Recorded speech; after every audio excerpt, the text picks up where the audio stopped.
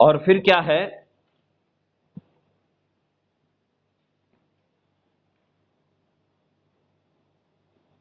पाप और क्या है पाप? पाप एक सामर्थ है, पाप एक शक्ति है जो मनुष्य को अपनी ओर खींचती है, क्योंकि हमारा स्वभाव क्या है, पापी ही है। आप देखें छोटे छोटे बच्चों को देख ले, उन छोटे छोटे को बच्चों को कुछ नहीं पता, उनमें स्वभाव पाप के शुरू हो जाते हैं। गाली देना और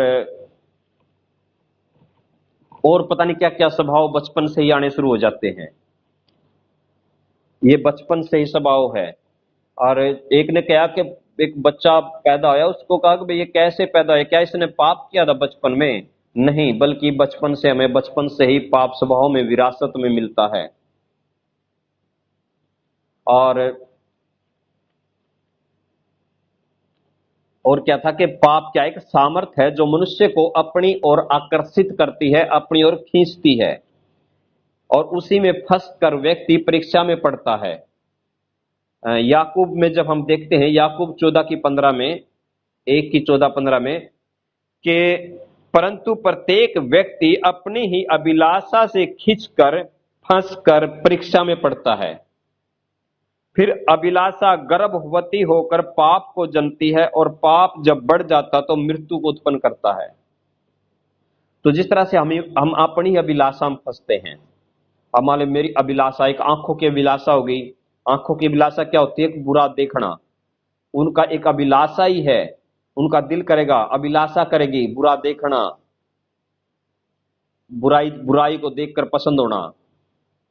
जिस तरह से आज संसार के अंदर जहां देखते हैं, जॉनी लीवर ने भी एक उदाहरण दिया है कि जब कोई बस स्टॉप पर कोई खड़ा है, व्यक्ति खड़ा है, लड़का खड़ा है, और एक लड़की जा रही है, तो उसे आंखों आंखों तक, नजरों नजरों में उसे घर छोड़ा होगा। वहीं खड़ा खड़ा नजरें वो चली जाएंगी, दूर तक उसी की तरफ देखता चला जाएगा, यानी कि नजरें नजरा में उसे घर छोड़ाएगा। तो ये क्या है? आंखों की अभिलाषा, एक व्यक्ति की अभिलाषा है ये शरीर की अभिलाषाएं हैं। ये क्या करती हैं? जब ये बढ़ती हैं तो ये हमें पाप की तरफ खिंचाव होता है, पाप खींचता है। कोई व्यक्ति पाप करना नहीं चाहता, लेकिन वो जो पाप की एक सामर्थ्य है, पाप की एक शक्ति है, वो खिंचाव करती है, और व्यक्ति फिर उस पाप में पड़ता है। और पाप में जब पड़ता है तो फिर क्या होता है कि वो पाप क्या करता है, वो अभिलाषा क्या करती है? गर्भ धारण कर लेती है। और जब गर्भ धारण करती है तो किसको जन्म देगी? वो पाप को। जब एक व्यक्ति परीक्षा में पड़ता है तो वो फिर क्या करता है? जब छोटा छोटा पाप, उससे छोटे छोटे पाप वो करने के एक दिन क्या होगा? वो गर्भ धारण हो जाएगा। अगर जब गर्भ धारण हो गया तो नेचुरली वो पैदा तो होगा होगा। अब जो गर्भ हो गया वो तो एक पैदा होना ही होना है, उसे कोई नहीं रोक सकता।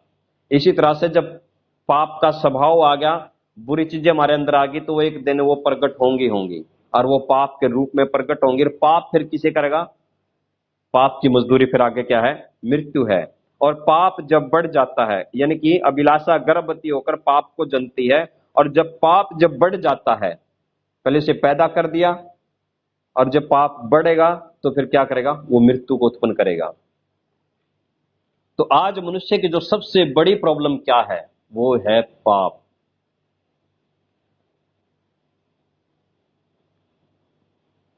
और हम सोचते हैं कि पाप एक मसीह व्यक्ति, हम चल रहे हैं, हम करना नहीं चाहते, पाप देखना नहीं चाहते। जिस तरह मैं बता रहा, आंखों की विलासा है, हम देखना नहीं चाहते। अगर कोई चीज हमारे सामने आ जाए तो फिर, अब मान ले मैं सड़क के ऊपर जा रहा हूं, अब सड़क के ऊपर जा रहा हूं तो वहां पर कुछ ऐसे पोस्टर लगे होते हैं, अश्लील पोस्टर। अब मैं वहां से नजर, अब सड़क के ऊपर जा रहा हूं, नेचुरली अगर सीधा जा रहा हूं तो नजर कहीं भी पड़ सकती है। अब मेरी नजर वहां पर पड़ जाती है तो क्या ये पाप है? क्योंकि प्रभु का वचन तो कहता है कि बुरा देखना क्या है? पाप है। अब मैं क्या करूं? मैं रास्ते से तो हट नहीं सकता, रास्ते में जा रहा हूं, बाजार में जा रहा हूं, वहां पर अश्लील पोस्टर लग रहा है, मेरी नजर उसके ऊपर पड़ जाती है, तो क्या ये पाप है? ये दिख जाना पाप नहीं है। ये पाप कब बनता है? आपकी नजर उस पोस्टर पर पड़ी, इग्नोर मारे, निकल लिए। लेकिन जब आप, पाप कब बन जाता है? जब आपने उस पोस्टर को देखा, देखने के बाद आप दोबारा उस पोस्टर को देखते हैं, वो आपके लिए पाप बन जाता है। आप उस पोस्टर को अभिलाषा के साथ देखते, देखूं और कैसा है, वो आपके लिए पाप बन जाता है। हम फोन चलाते हैं, आप जानते हैं, आप जब मसीह वीडियो हम देखते हैं फेसबुक पर, यूट्यूब पे, हम भी देख लेते हैं क्योंकि बहुत से प्रचार आते हैं। कई बार स्टडी की जरूरत पड़ जाए तो फेसबुक पे भी, हम फेसबुक भी चलाते हैं, तो उसमें जब हम फोन चलाते हैं, आप जानते हैं कि एक वीडियो अगर आप मसीह की देख रहे हैं, आने वाली अगली वीडियो कौन सी होगी, ना ये आप जानते हैं ना मैं जानता हूं। कोई सी भी गंदी मंदी, कोई सी भी वीडियो आपके सामने आ सकती है। अगर आप उसे इग्नोर करके और आगे ऊपर कर देते हैं, उसे बैक कर देते हैं, तो वो पाप नहीं है। लेकिन जब आप उस वीडियो को देखना शुरू कर देते हैं या उस पर नजरें गड़ा लेते हैं, वो आपके लिए पाप बन जाता है। वो बन जाती फिर आंखों की अभिलाषा, यानी कि हमारी आंखें बुराई देखना चाह रही हैं, क्योंकि सामने आने से हम नहीं रोक सकते हैं। अब आजकल क्या है, फैशन ऐसा चल रहा है कि आप शहरदारी के अंदर आप भी रहते हैं, मैं भी रहता हूं, और हर जगह देख रहे हैं हम फैशन को। अब कई लड़कियां इतने शॉर्ट पैर लेती हैं, तो एक तो वो सामने आ गई, अब सामने आ गई तो देख के हम निकल लिए, लेकिन एक उसे फिर और ध्यान से देख लेना या फिर उसे मुड़कर देख लेना, दूसरी नजर, एक नजर तो ऑटोमेटिक पड़ी है, दूसरी नजर जब हम डाल देते हैं, वो पाप बन जाती है। और पाप के कारण होता क्या है, अभी तक तो सिर्फ हमने पाप का देखा है, लेकिन अब पाप से होता क्या है ये हम देखेंगे। और एक और देखेंगे इससे पहले कि कौन कौन से पाप हैं जो हमारे से होते हैं, और उनमें से जो भी पाप आज हमें अपने जीवन के अंदर नजर आता है, हम उससे मन को फिराएंगे और परमेश्वर से क्षमा मांगेंगे, ताकि कोई ऐसी प्रॉब्लम हमारी लाइफ में ना आए जो कहीं ना कहीं हमें लग रहा है कि ये प्रॉब्लम हमारी लाइफ के अंदर आ क्यों रही है, लेकिन हम जान नहीं पा रहे हैं क्यों आ रही है। तो अब मैं कुछ कुछ नाम है यहां पर पाप के, बाकी तो और बहुत से हैं, 50-60 के करीब पाप हैं, लेकिन कुछ के नाम हैं, उनको मैं बताता हूं। गलातियों 5 की 19 से लेकर जब हम 21 तक देखेंगे, शैतान मनुष्य को इन पापों में गिराकर उसे नाश करना चाहता है, जैसे उसने प्रभु के सेवकों को फंसाया ताकि वो परमेश्वर की इच्छा को पूरा ना कर सकें। और वो आज मनुष्य को, जब पाप में मनुष्य को घेर लेता है, तो फिर मनुष्य चाह कर भी वो उससे छूट नहीं सकता। फिर जैसा शैतान उसे कहता ना, वो वैसा ही करना शुरू कर देता है। फिर चलने वाला वो मनुष्य नहीं होता, बल्कि फिर शैतान उसे चलाता है, क्योंकि पूरा कंट्रोल शैतान का उसके ऊपर हो जाता है। और शैतान कहां पर अटैक करता है, सबसे पहले वो हमारे दिमाग पर अटैक करता है, हमारे माइंड पर अटैक करता है वो। अब यहां पर हम देखेंगे उन पापों के नाम जो शरीर के काम हैं। शरीर के काम तो प्रगट हैं, अर्थात व्यभिचार, गंदे काम, लुचपन, मूर्ति पूजा, टोना, बैर, झगड़ा, ईर्ष्या, क्रोध, विरोध, फूट, विध्रम, डा, मतवालापन, लिलकिरड़ा और इनके जैसे जैसे और काम हैं। इनके विषय में तुमसे पहले से कह देता हूं कि जैसा पहले भी कह चुका हूं कि ऐसे ऐसे काम करने वाले परमेश्वर के राज्य के वारिस नहीं हो सकते। इनमें अगर एक एक के ऊपर अगर बताऊंगा तो बहुत काफी समय गुजर जाएगा, एक एक पाप के ऊपर। लेकिन मैं आपको इनकी फोटो भेजूंगा तो आप नोट भी कर सकते हैं। गलातियों पेज नंबर, अगर कोई पेज नंबर कह रहे भाई, 262 पेज नंबर है नए नियम के अंदर, और 5 की 19 में है कि ये शरीर के काम हैं, अर्थात व्यभिचार, गंदे काम में सारे बुरे काम आ जाते हैं। लुचपन यानी कि गंदी बातें करना, या फिर ऐसे ही चाहे मजाक तौर पर चाहे जो भी कुछ गंद मंद बोलते हैं, ये सब लुचपन।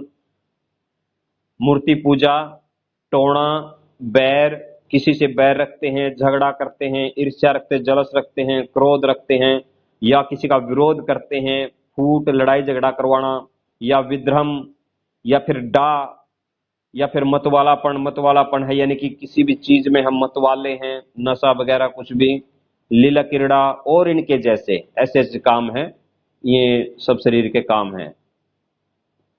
जब हम इनमें फंसते हैं तो हमारी लाइफ के अंदर प्रॉब्लमें आती हैं।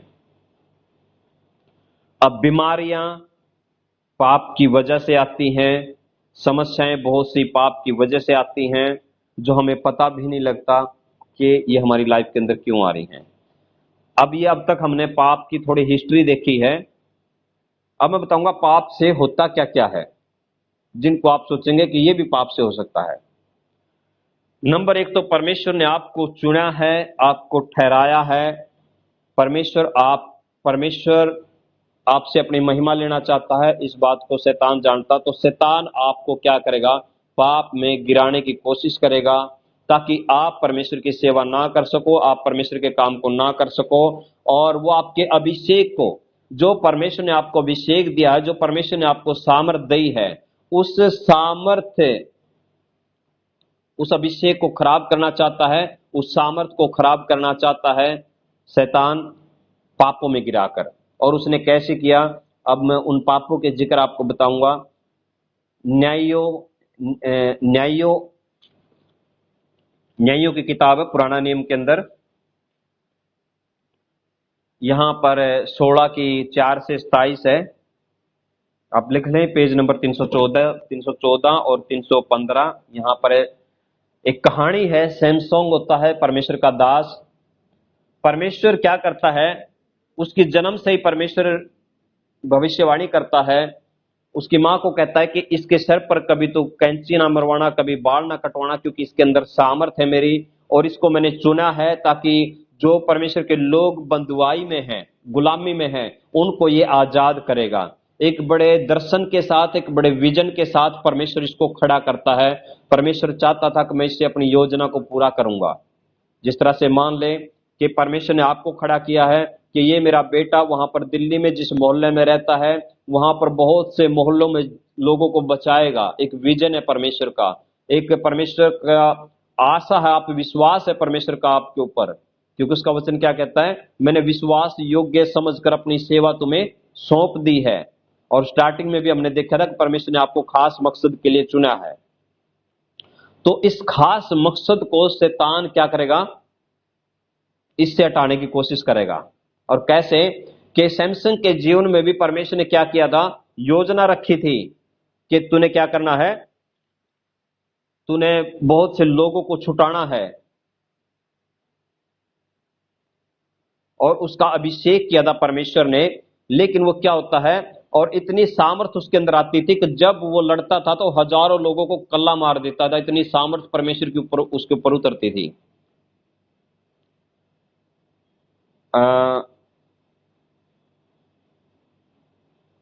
यहां पर हम पढ़ेंगे, वहां लही तक आ गया, फिलिस्ती उसको देखकर ललकारने लगे। तब यहोवा का आत्मा, 14 में, तब यहोवा का आत्मा उस पर बल से उतरा, और बाहों की रस्सियां आग में जलते हुए सन के समान हो गई, और उसके हाथों के बंधन मानो गलकर टूट गए। तब उसको गधे की जबड़े की एक नई हड्डी मिली, और उसने हाथ बढ़ाकर उसे ले लिया, और उससे 1000 पुरुषों को मार डाला। अब एक व्यक्ति सिर्फ एक हड्डी के द्वारा 1000 लोगों को मार सकता है, तो कितनी बड़ी सामर्थ है परमेश्वर की उसके अंदर। वहां पर लिखा ना कि यहोवा का आत्मा जब उसके अंदर आया, जब परमेश्वर का आत्मा उसके अंदर आया, तो परमेश्वर ने क्या किया था, उसे खास मकसद के लिए चुना था। लेकिन ये गलती कहां पर करता है, अब इसकी गलती को हम देखेंगे।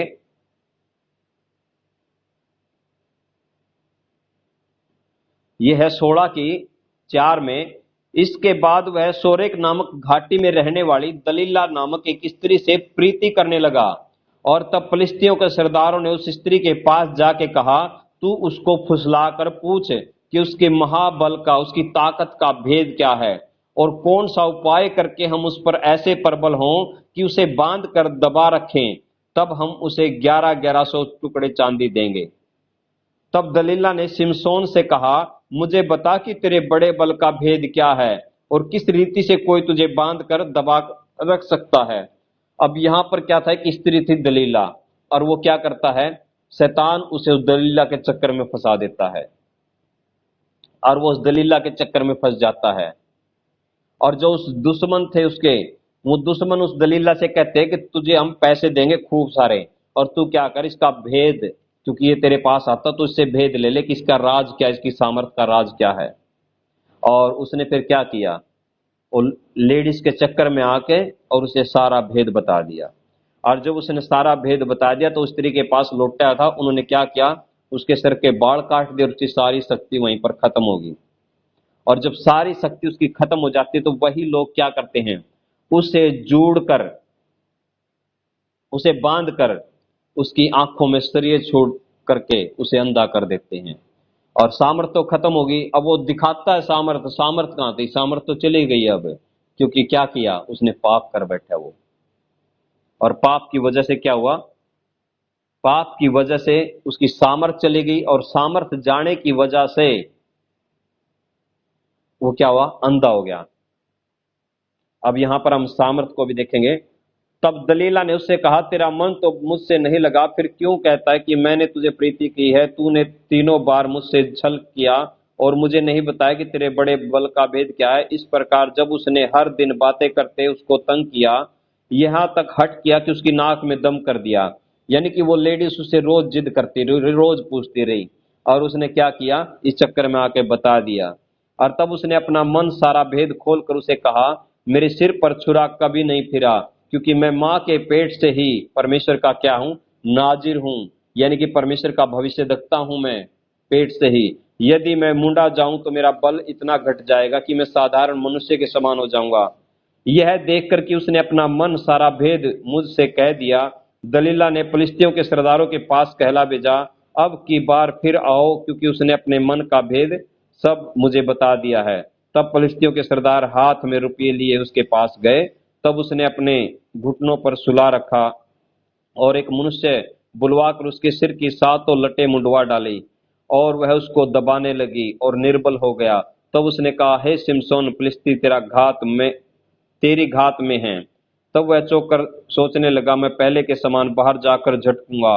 वह तो ना जानता था कि यहोवा उसके पास से चला गया है। जब हम पाप करते हैं तो पाप में परमेश्वर काम नहीं करता, परमेश्वर हमें छोड़ देता है, और हम उस सामर्थ को खो बैठते हैं जो परमेश्वर ने हमें दी है। और ये भी क्या करा, इसे नहीं पता था कि मैं उस सामर्थ को खो बैठा हूं। लेकिन जब ये क्या किया, जब यहोवा इसके पास से चला गया, तब फलिस्तियों ने उसको पकड़कर उसकी आंखें फोड़ डाली और उसे गाजा को ले जाकर पीतल की बेड़ियों से जकड़ दिया, और वह बंदी गृह में चक्की पीसने लगा, और उसके सिर के बाल मुंडवा जाने के बाद फिर कभी बढ़ने नहीं पाए। अब ये देखो, एक पाप की वजह से उसकी पूरी की पूरी लाइफ खराब हो गई है। और प्लान किसका है, शैतान का। अब यहां पर क्या है कि परमेश्वर खास मकसद के लिए चुना है, लेकिन शैतान क्या करता है, पाप में गिराने की कोशिश करता है। और खासकर किन लोगों को, जो लोग परमेश्वर में बढ़ रहे हैं, जिनके जीवन में परमेश्वर की योजना है। शैतान तीन तरीके से खासकर परमेश्वर के लोगों के सामने, खास प्रभु के सेवक हैं उनके सामने, और जो प्रभु में बढ़ना चाह रहे हैं उनके सामने तीन पाप लेकर आता है, लालच, व्यभिचार और घमंड। और ऐसा नहीं कि ये परिस्थितियां हमारी लाइफ के अंदर नहीं आती, बिल्कुल आती हैं।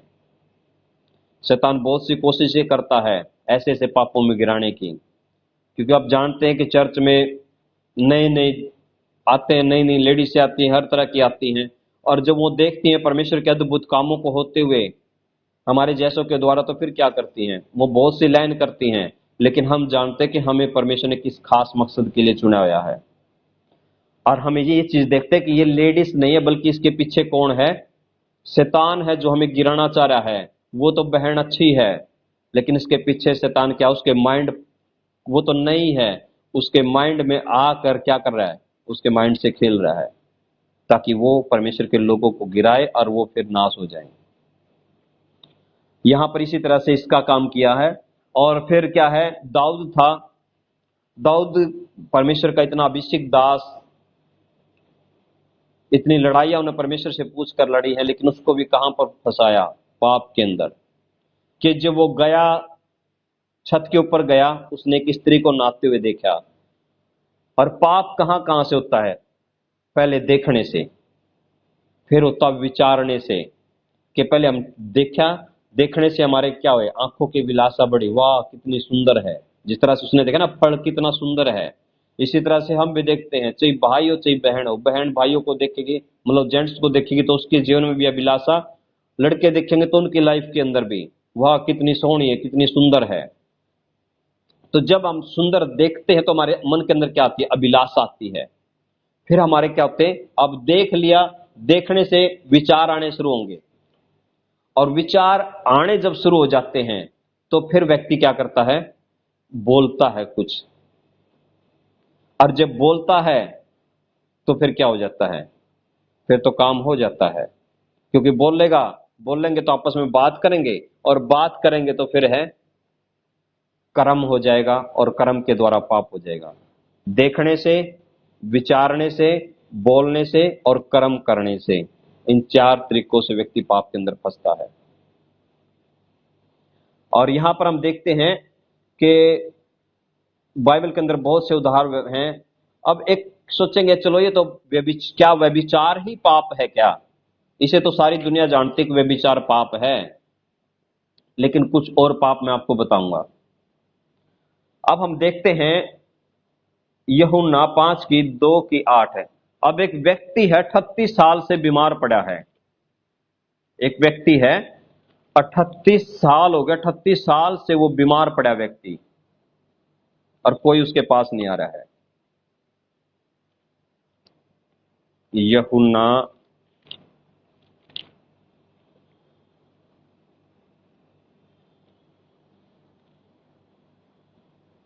यूहन्ना 5:2, पेज नंबर 136, नया नियम। यहां पर एक व्यक्ति 38 साल से बीमार पड़ा है, और जब हम इसको देखते हैं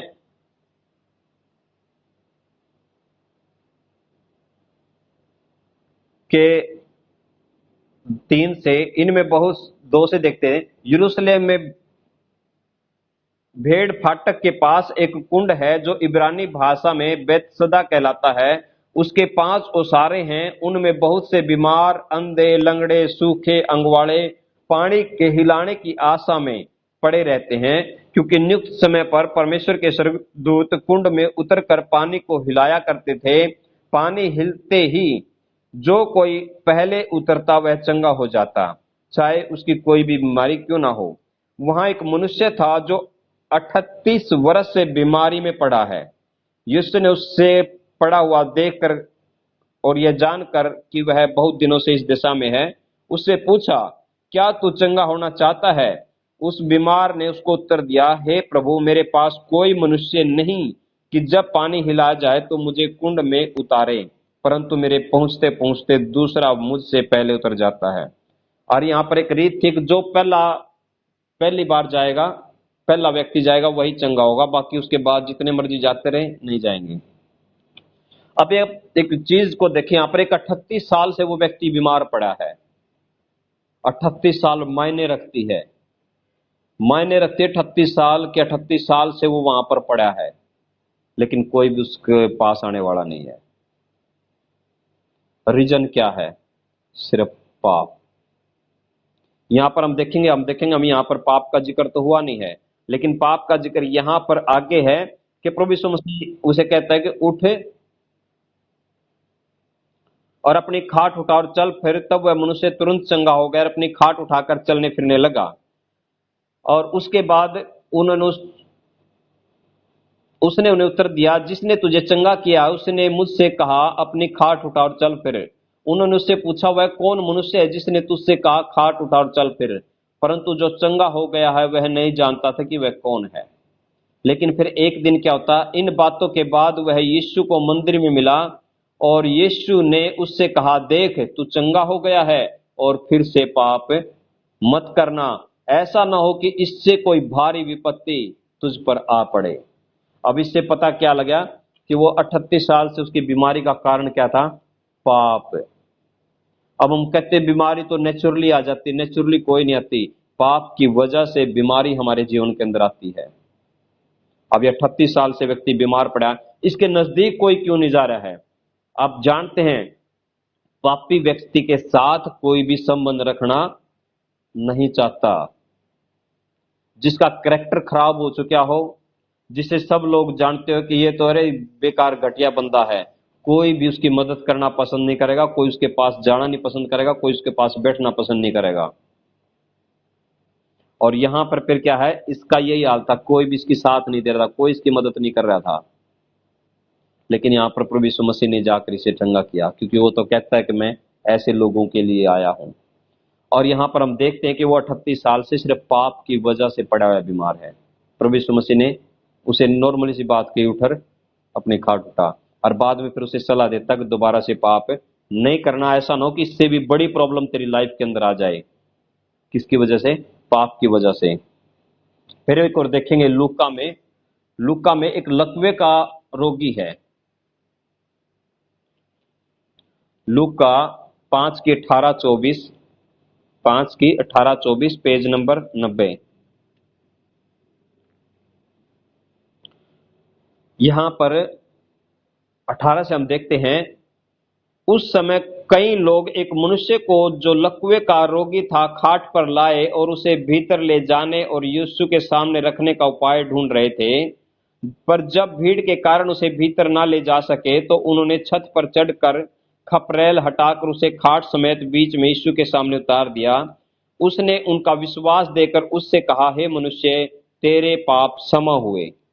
तब शास्त्री और फरीसी, जो वहां के धार्मिक अगुवे थे, विवाद करने लगे, यह कौन है जो मनुष्य की निंदा करता है, जो परमेश्वर की निंदा करता है? परमेश्वर को छोड़ और कौन पापों को क्षमा कर सकता है? यह हकीकत है कि पाप परमेश्वर के सिवा कोई पाप क्षमा करने का अधिकार किसी के पास नहीं है। लेकिन वो उस समय समझ नहीं पा रहे थे कि यही परमेश्वर है, ये देह धारण रूप करके आया है। वो प्रभु यीशु मसीह को उस समय समझ नहीं रहे थे, बल्कि उस समय जो कोई परमेश्वर का स्थान लेता था वो लोग विरोध करते थे, क्योंकि वो कट्टर विश्वासी थे, वो परमेश्वर पर पूरा विश्वास करने वाले लोग थे। इसलिए वो उसके विरोध होते थे, जो कोई क्या करता था, परमेश्वर के समान अपने आप को दिखाता था। इसलिए उन्होंने प्रभु यीशु मसीह का विरोध इसलिए किया क्योंकि वो कह रहे थे कि ये अपने आप को परमेश्वर का पुत्र कहता है और ये क्या करता, पाप क्षमा करता है। जबकि वो जानते थे, वो पुराने नियम उन्होंने पढ़ रहा है कि पाप क्षमा करने का अधिकार सिर्फ परमेश्वर को है और किसी में भी पाप क्षमा करने का अधिकार नहीं है। आज पूरी पृथ्वी के ऊपर, पूरी दुनिया के ऊपर सिर्फ पाप क्षमा करने का अधिकार प्रभु यीशु मसीह को, इसके सिवा किसी को भी नहीं है। चाहे वो जितना मर्जी अपने आप में बने रहे, कोई अपने आप में धार्मिक बना रहे, कोई धार्मिक अगुवे बने रहे, कोई कहीं भी नहा ले धो ले, कुछ भी कर ले, प्रभु यीशु मसीह के सिवा पाप किसी के समा कोई नहीं कर सकता है। तो यहां पर क्या देखा हमने, एक 38 साल से व्यक्ति बीमार है, एक लकवे का बीमार है। क्या कारण क्या निकला? पाप। और झूठ बोलना पाप, घमंड करना पाप। लूसीफर ने क्या किया? घमंड किया। घमंड की वजह से क्या हुआ? फेंक दिया गया। और एक और हैं बाइबल के अंदर, पति पत्नी हैं, हन्ना और सफीरा। वो क्या करते हैं? वो पवित्र आत्मा से झूठ बोलते हैं और उन्होंने जमीन बेची, और जमीन बेचने के बाद वो क्या करते हैं, थोड़ा सा अपने पास रख लेते हैं, और झूठ बोलने की वजह से दोनों क्या हो गए? खत्म हो गए वहीं पर। तो बीमारी, ये समस्याएं, प्रॉब्लमें हमारी लाइफ में आती हैं, ये पाप की वजह से आती है। आज मनुष्य जाति की सबसे बड़ी प्रॉब्लम अगर कोई है तो वो पाप है। शैतान किसी न किसी पाप में फंसाकर, चाहे वो लालच है, चाहे वो कोई झूठ है, चाहे वो कोई चोरी है, चाहे वो क्रोध है, जैसे मैंने पापों की लिस्ट वहां पर गिनाई है, क्रोध भी एक पाप है। किसी को क्षमा ना कर पाना एक पाप है। हो सकता है किसी को हम क्षमा नहीं कर पा रहे हैं, हमारा किसी ने बुरा कर दिया, हम दुश्मनी क्यों ना हो, अगर हम क्षमा नहीं कर पा रहे तो कहीं ना कहीं आपकी लाइफ के अंदर कोई रुकावट बनी रहेगी। और आप सोचेंगे रुकावट क्यों नहीं जा रही, लेकिन ये समझे कहीं ना कहीं पाप उसमें शामिल हो सकता है। सिर्फ व्यभिचार ही करना पाप नहीं है। और बहुत सी समस्याएं हमारी लाइफ के अंदर वो क्या होती हैं? पाप के कारण, आज पाप के कारण होती हैं। अगर इनसे छुटकारा चाहते हैं तो हमें क्या करना पड़ेगा? परमेश्वर के सम्मुख आना पड़ेगा, और कभी भी अपने पाप को छिपा कर ना रखें। अब मैं एंड में चलूंगा क्योंकि समय हो चुका है। एक दो अध्याय बताकर मैं खत्म करूंगा। हमें क्या करना है? अपने पाप को छिपा कर कभी नहीं रखना। अगर हम अपने पाप को छिपाते तो ये समझ लेना कि हम सांप को क्या कर रहे, दूध पिला रहे हैं। एक दिन वो हमें डसेगा डसेगा। और हम वचन से देखेंगे, नीति वचन 28 की 13, पेज नंबर 799। यहां पर लिखा है 28 की 13 में, जो अपने अपराध छिपा रखता है उसका कार्य सफल नहीं होता। कोई भी काम उसका सफल नहीं होगा अगर वो अपने पाप को छुपा कर रखता है तो। परंतु जो उसको मान लेता है और छोड़ देता है उस पर दया की जाएगी। जो सब पाप को मान लेता है परमेश्वर के सामने कि प्रभु मुझसे गलती है, क्योंकि परमेश्वर हमारी हर एक धड़कन को जानता है, हमारी हर एक बात को वो जानता, हमारा उठना बैठना, हमारे विचार कैसे हैं, हम सोच रहे हैं, हर एक बात को परमेश्वर जानता है। हर एक बात को हम परमेश्वर से छुपा नहीं सकते हैं। तो इसलिए क्या करना है? हमें अपनी गलती को परमेश्वर के सामने मानना है और उसे छोड़ना है। इसका कौन आ गया?